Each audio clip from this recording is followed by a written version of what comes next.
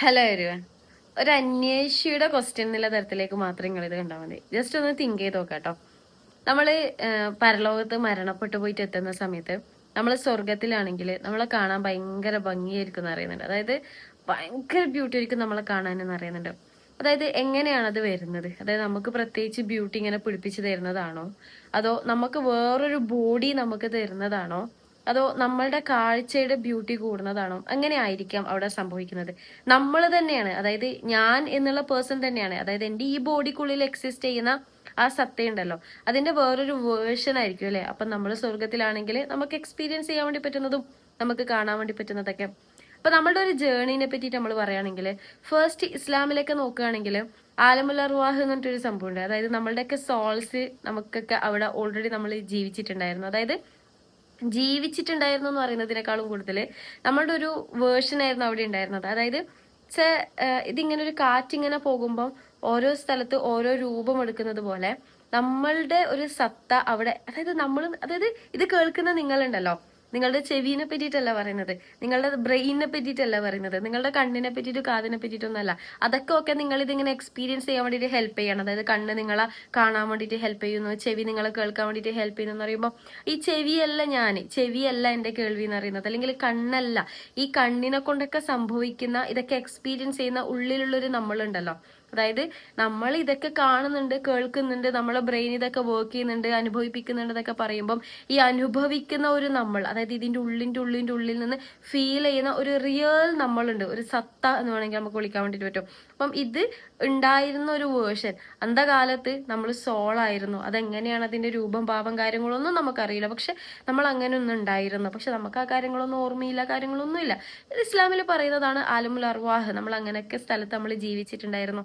പിന്നെ നമ്മൾ ഇങ്ങനെ വന്ന് നമ്മൾ ഉമ്മാന്റെ ഗർഭപാത്രത്തിലേക്ക് ഇടാണ്. ഉമ്മാന്റെ ഗർഭപാത്രത്തിൽ എന്ന് പറയുകയാണെങ്കിലും പെട്ടെന്ന് ഒരു ബാപ്പാന്റെ ആ ഒരു രണ്ട് സംഭവങ്ങൾ മീറ്റ് ചെയ്യുന്ന സമയത്ത് ഒരു പുതിയൊരു സംഭവം, അതായത് ഒരു ഭ്രൂണം ഉണ്ടാകുന്നെന്ന് പറയുമ്പം ഈ ഭ്രൂണത്തിന്റെ ഉള്ളിൽ ഈ ഒരു സോളിലുള്ള ആ സോള് എൻ്റർ ചെയ്യാണ്. അതായത് ആലമുൽ അർവാഹിൽ ഉണ്ടായിരുന്ന ആ സോള് ഈ ഭ്രൂണത്തിലേക്ക് എൻ്റർ ചെയ്യാണ് അല്ലെ. അതായത് മറ്റൊരു വേർഷനിലേക്ക് ടേൺ ചെയ്യാണ്. അതായത് അടുത്തൊരു ലോകത്തിലേക്ക് ഇങ്ങനെ പോവാണ്. അപ്പം നമ്മൾ ഈ ചന്ദ്രനിലേക്ക് പോകുന്ന സമയത്ത് നമുക്ക് ഭൂമിയിലുള്ള ഡ്രസ്സ് ഇട്ടിട്ട് പോകാൻ വേണ്ടി പറ്റൂല. അപ്പൊ അതിനെന്ത് ചെയ്യണം, അതിൻ്റെതായിട്ടുള്ള രീതിയിലേക്കുള്ള ഒരു ഡ്രസ്സിങ്, മാസ്ക്, കാര്യങ്ങളൊക്കെ ഉണ്ടാവണം. അപ്പം ആ ഒരു ഗർഭകാലത്ത് നമ്മൾ എക്സിസ്റ്റ് ചെയ്യുന്ന സമയത്ത് അതിലേക്ക് വേണ്ടിയിട്ടുള്ള ഒരു മാസ്ക്, പ്രൊട്ടക്ഷന്, കാര്യങ്ങളൊക്കെ നമുക്ക് വന്നു. അത് നമ്മുടെ ഒരു ജീവിതമായിരുന്നു. അവിടെ നമ്മൾ എന്താ ചിന്തിച്ചത്, അവിടെ നമ്മൾ എന്താ കഴിച്ചത്, അതൊന്നും നമുക്ക് അറിയില്ല.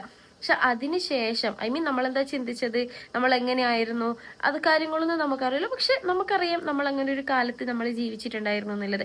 അതിനുശേഷം നമ്മൾ വീണ്ടും എല്ലാ മനുഷ്യന്റെ ഒരു എറയിലേക്ക് നമ്മളിങ്ങനെ കടന്നു വരാണ്. അതായത് നമ്മൾ ഇവിടെ ഇങ്ങനെ ജീവിക്കുന്നുണ്ട്, നമ്മൾ ഇവിടെ ഇങ്ങനെ എക്സിസ്റ്റ് ചെയ്യുന്നുണ്ട്. ഇവിടുത്തെ ഇമോഷൻസ്, കാര്യങ്ങളൊക്കെ, ഇവിടുത്തെ വേഷവിധാനങ്ങൾ നമ്മൾ ധരിക്കുന്നുണ്ട്. നമ്മൾ ധരിക്കുക എന്നുള്ളതിനേക്കാളും കൂടുതൽ നമ്മൾ അതിലേക്ക് ഇങ്ങനെ എക്സിസ്റ്റ് ചെയ്ത് അടിപൊളിയായിട്ട് നമ്മളിത് ഇങ്ങനെ പോയിക്കൊണ്ടിരിക്കുന്നുണ്ട് അല്ലെ. അപ്പം ഇത് കഴിഞ്ഞിട്ട് പെട്ടെന്നൊരു മൊമെന്റിലേക്ക് നമ്മളെ ദൈവം കോൾ ചെയ്യും, അല്ലെങ്കിൽ നമുക്ക് അടുത്തൊരു കോളിങ് വരാണ്. ഇത് കഴിഞ്ഞു, അതായത് ഈ ഒരു വേർഷൻ കഴിഞ്ഞിട്ടുണ്ട്, ഇനി നെക്സ്റ്റ് വേറൊരു വേർഷനിലേക്ക് പോവാണ്. അതായത് നമ്മൾ മരണപ്പെട്ട് എന്ന് പറയുമ്പം നമ്മൾ മരണപ്പെട്ടിട്ട് പോവുക, അല്ലെങ്കിൽ നമ്മൾ ഇവിടുന്ന് ഇല്ലാണ്ടാവുക എന്നുള്ളതിനേക്കാളും കൂടുതൽ ഈ ഭൂമി എന്നുള്ള കൺസെപ്റ്റ്, അല്ലെങ്കിൽ ഈ ശരീരം എന്നുള്ള കൺസെപ്റ്റ്, ഈ ബോഡി എന്നുള്ള കൺസെപ്റ്റിൽ നിന്ന് നമ്മൾ പോയിട്ടുണ്ട്. അതായത് നമുക്ക് തന്നിട്ടുള്ള ഈ ഒരു മാസ്ക്, അല്ലെങ്കിൽ ആ ഒരു ബോഡി എന്ന് പറഞ്ഞിട്ടുള്ള ആ ഒരു വസ്ത്രം, അതിൽ നിന്ന് നമ്മൾ ഇറങ്ങിയിട്ടുണ്ട്, അല്ലെങ്കിൽ അതിൽ നിന്ന് നമ്മൾ പോയിട്ടുണ്ട്. അതായത് പാമ്പ് അതിന്റെ ഒരു ഉപ്പിളി അയച്ചിട്ടുണ്ടെങ്കിൽ ആ ഉപ്പിളി മാത്രമാവും, അത് വേറൊരു രീതിയിലേക്ക് പാമ്പങ്ങ് പോകുന്നത് പോലെ നമ്മളുടെ ഈ ബോഡി മണ്ണിനെ കൊണ്ട് ഉണ്ടാക്കിയിട്ടുള്ള ആ ഒരു വേർഷൻ എൻഡ് ആയിട്ടുണ്ട്. ദെൻ നമ്മൾ കട്ടായി പോവാ, നമ്മൾ മുറിഞ്ഞു പോവാ, അങ്ങനൊന്നുമല്ല. പക്ഷെ നമ്മൾ അവിടുന്ന് വീണ്ടും വേറൊരു ലെവലിലേക്ക്, അല്ലെങ്കിൽ വേറൊരു റെലമിലേക്ക് നമ്മൾ പോകും അല്ലെ. നമ്മൾ ആ റെലമിലേക്ക് ഇങ്ങനെ എൻറ്റർ ചെയ്യും. അപ്പം അതാണ് ഈ പറഞ്ഞ പോലെ നെക്സ്റ്റ് ഒരു പരലോകം എന്നൊക്കെ പറയുന്ന ആ ഒരു ടേം, അല്ലെങ്കിൽ ആ ഒരു വേർഷൻ എന്നൊക്കെ പറയുന്നത്. അപ്പം അതെന്താണെന്നില്ല നമുക്ക് അറിയില്ല, നമ്മൾ എക്സ്പീരിയൻസ് ചെയ്തിട്ടില്ല.